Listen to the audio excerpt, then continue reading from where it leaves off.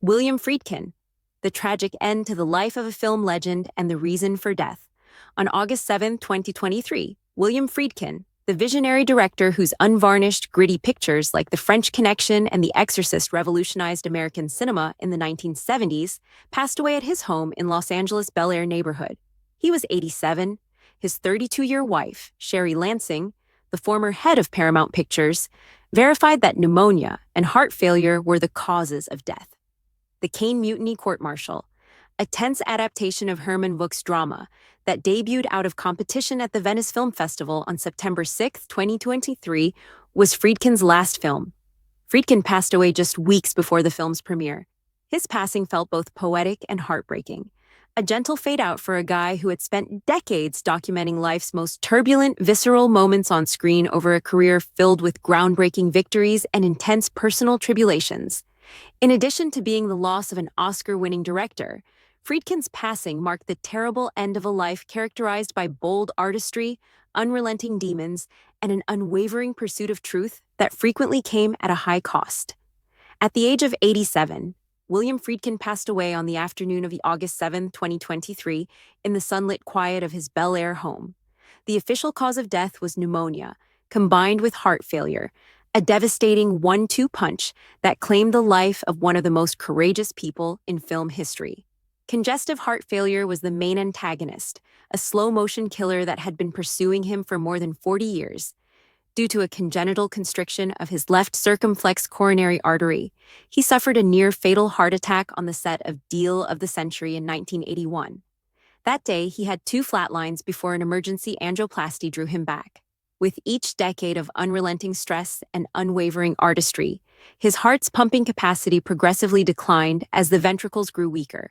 Stents, beta blockers, and a lifetime of cardiologist visits followed, but the damage was already done. The final blow came from pneumonia, a chronic cough that was initially written off as jacaranda allergies, quickly developed into bilateral bacterial pneumonia during the first week of August 2023. Infection filled the air sacs, oxygen levels fell, and a hypoxic cascade overtook his body as his already weakened heart was unable to remove fluid from the lungs. At Cedars-Sinai, the combination of ventilator support and IV antibiotics proved fatal. Multi-organ failure had begun on August 7th. The monitors permanently flatlined at 2:47 p.m., with his wife Sherry Lansing clutching his hand and the spooky pulses of Tangerine Dream's Sorcerer score filling the room. Just weeks before his final film debut in Venice, the man who devoted his life to seeking truth in the darkest recesses of human existence passed away quietly at home in the company of his loved ones. Although pneumonia and heart failure may have been the medical explanations, William Friedkin's death was actually caused by a lifetime of driving at full speed, never giving up or applying the brakes, until the engine finally failed. Make a cut, print, that concludes it. In order to escape the society he so deftly examined in his films, Friedkin spent his last days in the sun-drenched sanctuary of his Bel Air house, a vast mid-century modern refuge with a view of the hills. As was customary, he got up early on August 7th and slipped into the kitchen to make a pot of strong black coffee. Espresso, no cream, just the way he'd loved it since his time as a live TV director in Chicago. As he shuffled back to the living room with a copy of Wouk's play tucked under his arm for a final read-through, Sherry, ever the watchful spouse, saw that his breathing was labored. She later said, "He was excited about Venice." In an emotional interview with Variety, he said, "This one's for us, Sherry. For the fights, the wins, the everything." He dismissed her worries with a sardonic smile, saying, "It's just the altitude, kid." But by 1:15 p.m., he was lying on the leather sofa with his oxygen mask on and his eyes flickering as paramedics came. By lunchtime, the shortness of breath had turned into shallow gasps. His heart rate abruptly decreased on the way to Cedars-Sinai Medical Center. Medical professionals subsequently determined that he had both congestive heart failure, his ventricles were too weak to pump blood efficiently, and pneumonia, a bacterial infection that had quietly entered his lungs, making every breath a struggle. The main culprit, heart failure, which was made worse by a hereditary predisposition and the cumulative effects of a fast-paced lifestyle, had been Friedkin's covert enemy for years. At the height of his post-Exorcist stardom in 1981, he collapsed on the set of Deal of the Century, following a furious altercation with producer Walter Koblenz, suffering a near-fatal heart attack at the age of 45. Doctors found a congenital abnormality in his circumflex left coronary artery, a tiny vessel starved of blood flow, when he was rushed to Cedars-Sinai, the same hospital that would treat him 40 years later. "I flatlined twice on the table," Friedkin wrote in The Friedkin Connection, his 2013 autobiography. "Woke up thinking, what a stupid way to go, mid-argument over a Chevy Chase comedy." Stents and angioplasty bought him time, but the incident signaled the start of a lifetime dance with cardiac specialists, yearly stress tests that he approached like auditions, beta blockers for arrhythmia, statins for cholesterol, and constant complaining. He would joke, "Directing is stress enough," to friends like Francis Ford Coppola. Why add a treadmill? In his last week, pneumonia, the cunning finisher, attacked quickly. After experiencing a persistent cough during a Zoom chat with Darren Navarro, editor of Caine Mutiny, Friedkin was admitted on August 1st. At first, he wrote it off as allergies from the damn jacarandas. However, bilateral infiltrates, fluid and infection accumulating in both lungs, were discovered on chest X-rays. This is a characteristic presentation of bacterial pneumonia in the elderly, made worse by his weaker heart. His oxygen saturation remained in the low 80s, despite receiving IV antibiotics, azithromycin and ceftriaxone, necessitating a ventilator by August 4th. He hated the tube, Sherry remembered, kept pulling at it, mouthing, "Get this thing out. I've got lines to learn." Physicians described the vicious cycle as follows. Pneumonia took advantage of pulmonary edema, fluid accumulation in the lungs, brought on by heart failure, creating a hypoxic storm that starved his organs. Palliative talks were prompted by multi-organ strain by August 6th, when liver enzymes spiked and kidneys faltered. Ever the filmmaker, Friedkin planned his departure. "No drastic measures, just family and play something from Sorcerer when I go." That score always got me. He passed away mercifully quickly on August 7th at 2:47 p.m. As the monitors sounded their last alert, Sherry clutched his hand. Just in time, his sons Jack, with Leslie Ann Down, and Cedric, from a prior relationship, showed up, murmuring words of encouragement from their father's films, including "Earn This" from Saving Private Ryan. The eerie strains of the Sorcerer soundtrack by Tangerine Dream entered the room, its synth waves fading like a slow zoom-out. Friedkin, who passed away at 3:02 p.m., left behind a devastating undertone of personal tragedies that overshadowed his brilliance, as well as a legacy engraved in celluloid fire. Friedkin was a new Hollywood director, whose visceral approach captured the turmoil of the time while mirroring its chaos off-screen. His life was a roller coaster of highs and lows.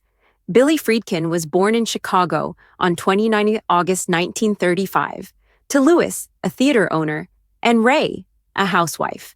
As a young child, he was obsessed with films and would sneak into the Loop's palaces to watch Bogart and Cagney.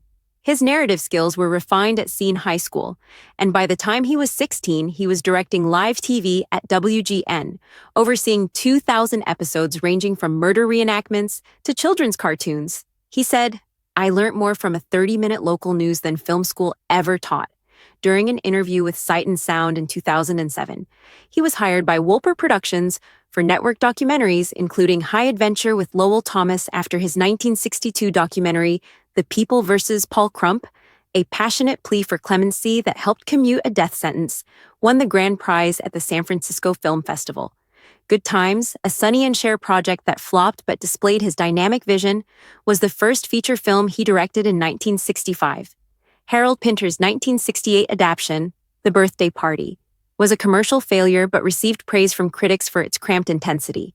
Then came Elliot Gould's burlesque comedy, The Night They Raided Minsky's, 1969, which vividly depicted 1920s vaudeville. However, The French Connection, 1971, a gritty police thriller based on Robin Moore's novel and starring Gene Hackman as Popeye Doyle pursuing a Marseille heroin syndicate, was his big break. Filmed in the guise of a documentary in New York, Friedkin used handheld ferocity to depict the city's underbelly, including tube chases and automobile pursuits through Brooklyn traffic, including the famous elevated train leap.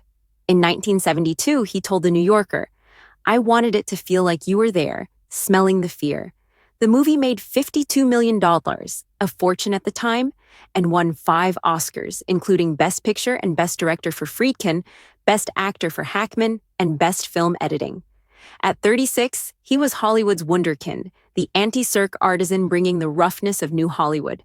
The Exorcist, 1973, was his big break.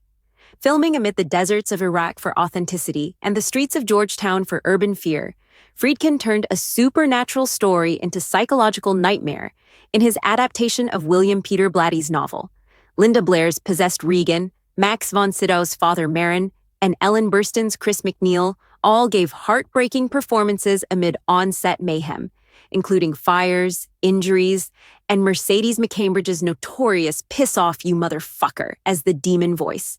With $441 million in revenue, it was nominated for 10 Oscars and won 2 of them, ushering in the era of horror blockbusters. Billy made evil intimate, Burstyn remarked during a memorial in 2023. Not monsters, doubt in your own home. It was plagued by controversy, riots during screenings, murders on set, but Friedkin boasted, "If it scares you, it worked." The 1980s saw the decline of the 1970s high. Roy Scheider's influence was severely damaged when Sorcerer, 1977, a Wages of Fear remake in which he carried nitroglycerin across jungles, failed miserably, $9 million against a $22 million budget. "I bet the farm and lost," he said. Al Pacino's leather bar serial killer thriller, Cruising, 1980, sparked complaints due to its LGBT representation and also failed. 3 divorces. Leslie Ann Down, 1977, 1981, Kelly Lang, 1982, 1984, and Jean Moreau, 1984, 1990, left wounds on personal life. "Marriage is like directing. You think you control it, then the actors improvise," he sadly observed.